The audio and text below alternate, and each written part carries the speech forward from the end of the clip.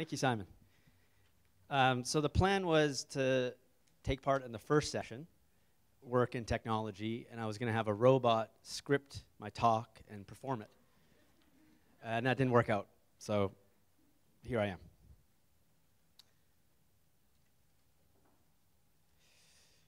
The world is suffering a dis-ease. And I'm not talking about famine, and I'm not talking about inequality, and I'm not talking about global warming, and I'm not talking about American politics, and I'm not talking about technology addiction. I'm talking about work. And the evidence of the perils in the world of work are tantamount. What we have is we have power dynamics in the workplace. We have useless posturing, which we might see some here. And we have an environment that doesn't really place an emphasis on giving people responsibility and isn't really results-orientated.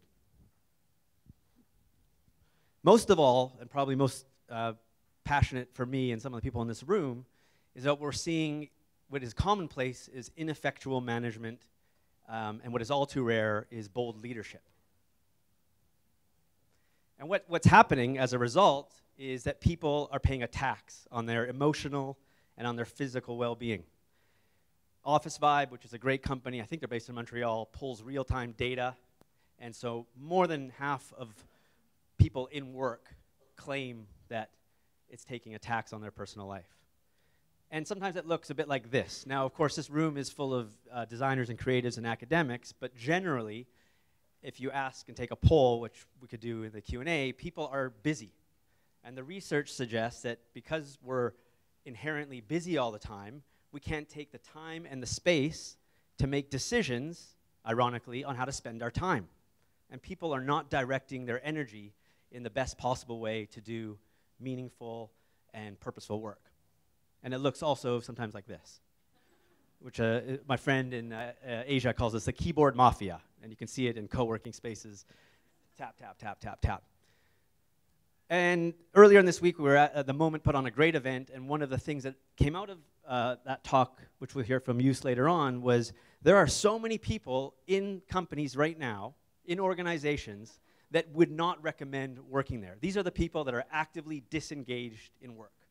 87% of the working world, according to Gallup, claims that they're disengaged in work. So there's very few people who are going to work every day. And this is something to beg the question, what's going on? And more so today, what can we do about it? There's been a bit of talk about remote work and flexible work, and I think that there's been a large misunderstanding. So maybe there's 2 or 3 things to talk about. One is people overcompensating and over-communicating because they're not in the office. And the other thing would be second-class citizens that don't take part in the coffee culture. And something that's really dear to me that I think happens quite a lot is I keep hearing people not going to work, staying at home in order to get work done. Which begs the question, what's going on in our workplaces that they're inherently inflexible? I don't have the answer. But I've got some good news. This is not all doom and gloom. There are companies on Glassdoor, which does real-time feedback on employee satisfaction and motivation and happiness, that are crushing it with 4s and 5s. So what are they doing right? Well, fortunately, there's lots of companies in this room, and there's a fellow named Edwin that I want to talk about who has a company that is definitely on that far right. So Edwin was working in a big tech company for 10 years, and he knew something was wrong, and he wanted to find his calling. So being an unreasonable person, he did every find your calling, find your why exercise he could get his hands on. In the process, he did that for other people. And after several months, he found out that he was in the ballpark, which for him was helping people connect with meaningful work. And fast forward, he now works for a hiring platform called Fitzy as the head of growth. They're a B corporation here in Toronto. And most interestingly, there are no managers at the company.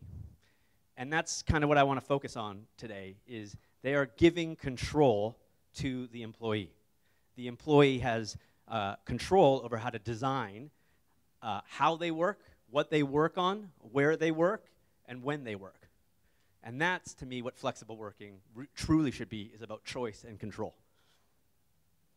So just to come back to how we want to organize ourselves and work, I think we could ask some questions about the nature of happiness, as well as what's the good life. So William Durant, who was a philosopher, summarized Aristotle's theory, which is we are what we repeatedly do. And I wholeheartedly believe that. So what you direct your energy to, who you spend your time with, has a drastic effect on the way you think, the way you behave, and the way you are, and the way you act. And so what I've been sort of really passionate about, and Simon's alluded to it, is to have a deliberate practice, to have a fluid way of working that has three things that are important. The first is that it's dynamic. So we were talking earlier, things change, the world changes, so you need to be adaptive. The second thing it needs to be is deep. So there's a concept of deep work, which is cognitively demanding work, and there's a concept of shallow work, which is menial tasks that don't require that. Every day we wake up and we're bombarded with shallow work. So shallow work needs to be compartmentalized, and you can time block your day for deep work. And the last thing is about being deliberate. And this is an unbreakable ritual, an unbreakable routine that is non-negotiable. You do not break that routine because people are depending on you, because you've set up a practice that is sacred. Anyone seen this movie? Yeah. So if software is eating the world, the algorithm is operating behind us. And I want to make the contention that I think the world of work is going to become less mechanical and more human. AI, the algorithms, machine learning, Bitcoin, blockchain will all be operating, but it's going to allow us as 21st century knowledge workers to move into a place where we're having more creativity, more critical thinking, and dealing with complexity and ambiguities, back to the comment around the centaur, working with computers. So we have these hacks. So screen fatigue, here's the hack. Half the people in this room, if not 80% of the people in the room, sleep with their mobile phone in their bedroom. The hack is to get rid of your mobile phone and buy an alarm clock, or not have your phone in the room. And quick survey, that was a little hint there. How many people here are zero inbox types of people? Raise your hand. Hi. Okay, keep your hand up if you're filing your emails into folders. Great. So my dad has been doing that for 40 years. It gives him peace of mind. He was a lawyer. It's a paper trail. But the problem is that the stats are out, the jury's out, and it takes 40 seconds longer for the filers to beat people like me who are the searchers and rely on Google. Compound that over your life, and the average study for the UK of work is 4 hours of email a day, and that's a lot of time. So it's a little thing, but it's a little hack. And so I want to leave you guys with some thoughts. We can chat later. Is perhaps we want to model our our companies on cities. So as cities get smarter, as cities get bigger, they get smarter. There's more patents. There's more creative collisions. As companies get bigger, they often get stupider. So we can think about that. We can think about forming and disbanding teams much more fluidly, like a jazz band, where someone else's error might be seen as an innovation and failure is encouraged in order to do new things that have value. And then when it comes to workplaces, we've talked about some interior design and some great pop-up offices. You have new offices that cater to movement. New offices, this is the Lego office, which is, This is the Lego office, which is catering to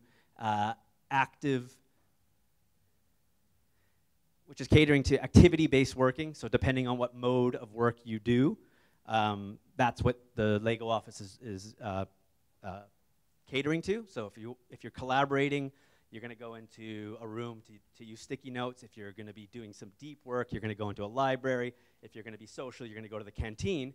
And when you show up, you just check your bag in the locker, and it tells you where Simon is, or where Mark is, or whoever is, and you can go and find them. And if they're in the library, you just don't disturb them, because they're getting on with doing their work. We've talked about some things around nature, the presentation from MIT. Biophilia, having plants around, increases your productivity and your creativity by about 15%. So why aren't we working with more plants? When you get to design your own environment, and I think everyone here knows that the world is moving more towards independent work, but what I find really interesting and has been very personal to me is the organizational theorist Charles Handy predicted 35 years ago that the majority of the world would be independent. And that's what's happening. About half the world, nearly half the world, have more than one employer. We're selling our time to multiple employers and having various assignments. And there's this beautiful Japanese concept called ikigai, where you find what you love, and you find that you're great at it, and you find that the world needs it, and some people are willing to pay you for it, and that's a sweet spot. That's a great place to be. And that's the concept for the reason to exist. And you see that shokunin all over in Japan. You know, it's incredible. And so I think to kind of bring it back is if we have to be deliberate in our practice, then we need to start safeguarding our creative time. As designers, as educators, as students, people are looking to us to design the future. Back to Simon's comment at the beginning. There's alternative futures. AI might win. The Kevin Kelly book talks about that it's a myth that really, you know, it's not really going to happen. And when I think about a conversation I had with Edwin, I go back to how he's now asking better questions. Here's the questions he asked. Are people bringing their best selves to work? Are people giving more than they're taking in the workplace? Are there strong social ties between people in the workplace? And most importantly, is power, is authority distributed to the people who need it so that they can make the decisions they need to make? I saw this guy walking down the street in London, and he's wearing this T-shirt, said, "Undo the future." And I thought, maybe that is a way to take a dystopian version and peel it back and saying it doesn't have to be that way, it could be this way. And for the last 4 or 5 years, I've been going around asking these questions, which if we had more time today, instead of what do you do, and sometimes that's like, oh, I'm a dentist, and then that's the end of the conversation, you talk about what you're working on, and they happen to say, I'm a jeweler, I make jewelry. What will you work on opens up the conversation for future things. And the last question, which very few people ask, is how can I help? Because when you ask, how can I help, it's an opportunity and invitation for someone to articulate what they need. Maybe it's in that moment, or maybe it's in the future. So I think that we can help put the world back into repair. And I think if we're deep and deliberate and we have dynamic practices, that one by one, we can put the world of work at ease.